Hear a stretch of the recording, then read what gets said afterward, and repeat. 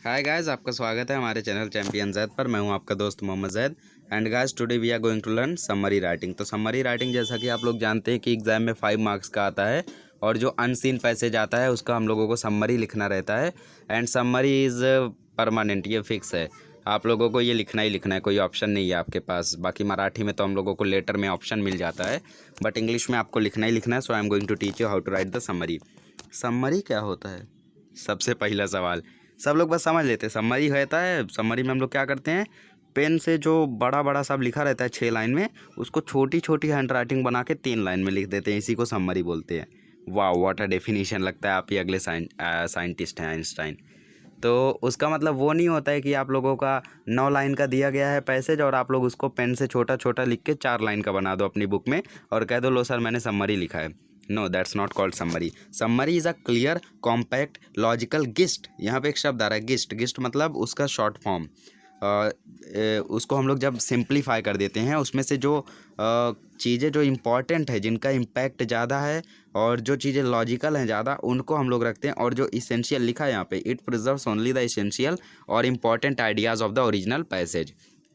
जो भी original passage रहता है उसमें जो इम्पॉर्टेंट चीज़ें हैं और इसेंशियल चीज़ें हैं, उन्हीं को सिर्फ वो रखता है। जैसे एग्जांपल मैं एक सेंटेंस बोलता हूँ कि साइकिलिंग करने से हमारा ब्लड प्रेशर स्टेबल रहता है, साइकिलिंग करने से हमारी पैरों की एक्सरसाइज होती है, साइकिलिंग करने से डेली की हमारी जो एक्सरसाइज है उसका कम्प्लीमेंट हो जाता है, साइकिल करने से हम लोगों को भूख अच्छी लगती है, साइकिल करने से अच्छी वॉक भी हो जाती है, साइकिल में फ्यूल भी नहीं लगता।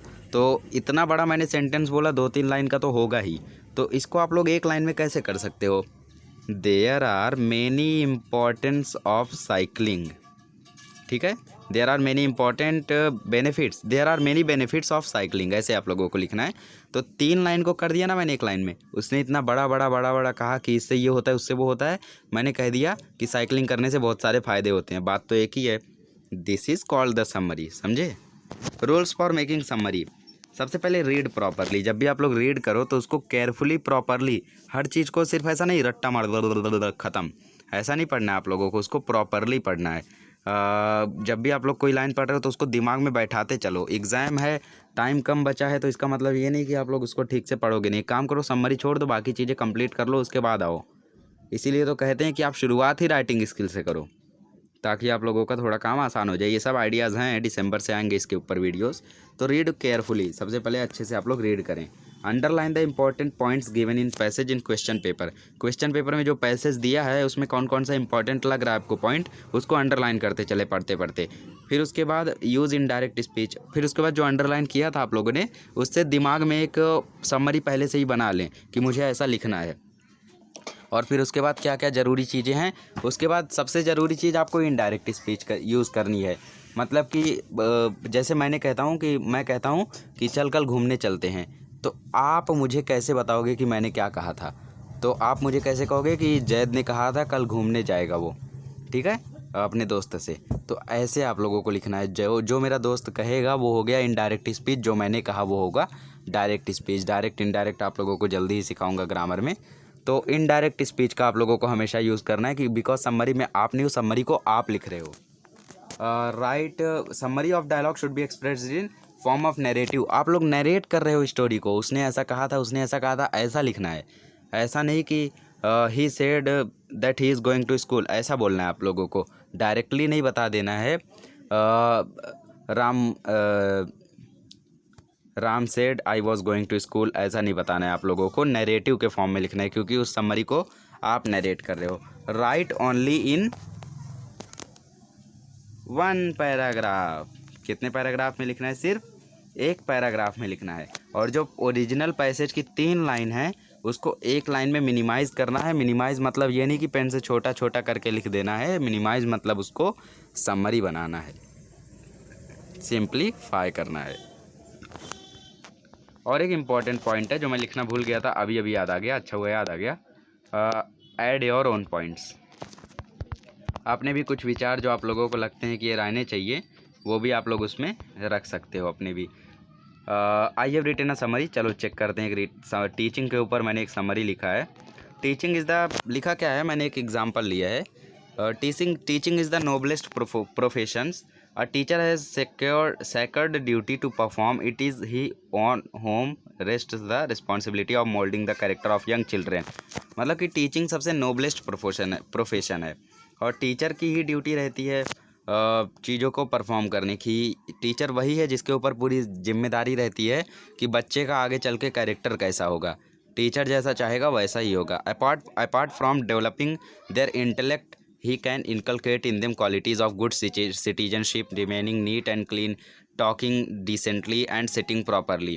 मतलब कि बाकी चीज़ें सिखाने से भी और भी ज़्यादा खास बात है क्या है कि वो उनके अंदर क्वालिटीज़ ला सकता है कि बात करने का तरीका कैसा होना चाहिए, खुद को शुद्ध रखो, साफ रखो, गुड सिटीजनशिप मतलब अच्छे नागरिक बनो आगे चल के, सिटिंग प्रॉपरली कैसे बैठना है, कैसे उठना है, बैठने उठने का तरीका भी वो सिखा सकता है। These virtue are not easy to be embedded, मतलब कि लोगों के अंदर, बच्चों के अंदर ये चीज़ों को डालना इतना आसान नहीं होता है। Only he who himself leads a life of simplicity, purity and rigid discipline can successfully cultivate these habit in this pupils.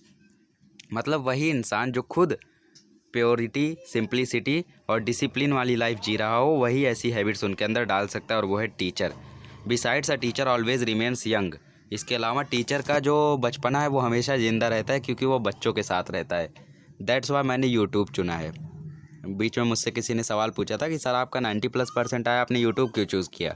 क्योंकि मैं बच्चों के साथ रहना चाहता हूँ, उनके बचपने को एंजॉय करना चाहता हूँ। आज तो मैं भी बच्चा हूँ बट कुछ साल बाद शायद मैं बच्चा नहीं रहूँगा, तो अपने बचपने को ज़िंदा रखने के लिए मैं यूट्यूब पे हूँ ताकि जो स्टूडेंट्स मुझसे जुड़े हुए हैं वो सदा जुड़ा रहें और मैं भी हमेशा यंग रहूँ। He may grow old in age but not in spirit, भले ही वो अपनी एज में ओल्ड हो जाए बट स्पिरिट, दिल तो उसका बच्चा ही रहेगा। परपीचुअल contact with budding youth keeps him happy and cheerful, मतलब कि जो भी बच्चे रहते हैं, बच्चों से जब भी हम लोग कांटेक्ट करते हैं तो अपनी पेन और वरीज सब कुछ हम लोग भूल जाते हैं और हैप्पी रहते हैं और चीयरफुल लाइफ जीते हैं। There are moments when domestic worries weigh heavily on his mind but the delightful company of innocent children makes him overcome his transient moods of despair. मतलब हमारा मूड कैसा भी हो बट जब भी हम लोग बच्चों से मिलते हैं, उनके साथ थोड़ा सा एंजॉय करते हैं तो सभी चीज़ों को हम भूल से जाते हैं। तो ये चीज़ें खास बनाती हैं एक टीचर को। चलिए, कितनी अच्छी कहानी थी बट मकसद से भटक गए हम लोग। We have to write summary. Okay, summary कभी भी आप लोग डालें तो समरी की शुरुआत एक टाइटल से करें। जैसे मैंने टाइटल डाला है teaching a Nobel but challenging profession. बिल्कुल सही बात है कि नहीं? नोबल प्रोफेशन तो है बट वो चैलेंजिंग प्रोफेशन भी है क्योंकि इतना आसान भी नहीं होता है teaching. Teaching is the noblest profession, सबसे शुरुआत में।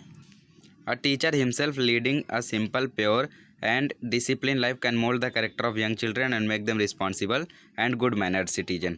जैसा मैंने कहा था कि शुरुआत में उसमें क्या बड़ा बड़ा झोंका था कि बैठना उठना क्या क्या क्या क्या सिखा सकता है टीचर, बट यहाँ पे डायरेक्ट लिख दिया कि वो मैनर्स सिखा सकता है, रिस्पॉन्सिबल बना सकता है, उनके कैरेक्टर को मोल्ड कर सकता है। हो गया ना, 3 लाइन का 1 लाइन।